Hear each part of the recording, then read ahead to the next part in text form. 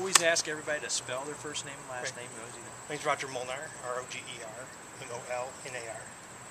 And Occupy Defiance. We're with Occupy Defiance is the name of the group that we're with. We partnered up with Move to Amend to get this petition drive going. And we spent a little over a month and a half getting everything together and going knocking on doors. And like I said, we turned in 866 petitions. Yeah.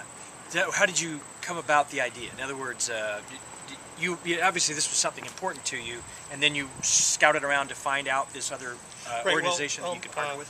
One of the biggest things that the Occupy Defiance is about is all the corporate influence that the corporations have with our government. And we thought that this is a big way to make a difference. The Supreme Court case, Citizens United, which gave corporations personhood and money-free speech, and now they spend so much money in our election process, their voice is much louder than the voice of the people. And we think that needs to change. And this is the first step in getting that changed. How does that work? Yeah, because I think it does say that trying to eliminate personhood is only something for individual people. Right. What the Supreme Court said was that corporations are people, and money is their free speech. So now they can spend an unlimited amount of money in the election process. And we think this needs to be overturned, and that's what we start off with. What happens here? How does this?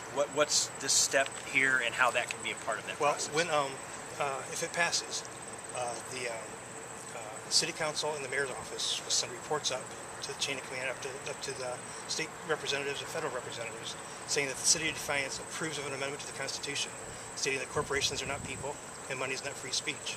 And then when that amendment comes about, then Ohio will be on board in passing that amendment to change the Constitution. There'd have to be enough communities like this one in order to have that. For this next election, there's over 250 cities nationwide that are putting together the same type of petition, or having their city council change the charter on their own. We thought it was best to go to the people and have them speak instead of just the city council and our officials. Let the voice of the people be loud. Okay. And it is about changing the U.S. Constitution to eliminate this idea of corporations being personal. Exactly. That's the final step. And this is the first step, the grassroots efforts to get that taken care of. Let me ask you a question or two. I'm going to move like this. He's going to shoot you this way. You spell your first name and last name for me as well.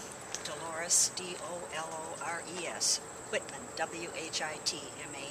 Okay. Spell that one more time. Okay, yeah. I didn't quite get it. He wasn't rolling. I'm sorry. Yeah. That's okay. Dolores, Dolores, Whitman, Whitman. And look at Jeff the whole time. Yes, look, tell me about, if you can, just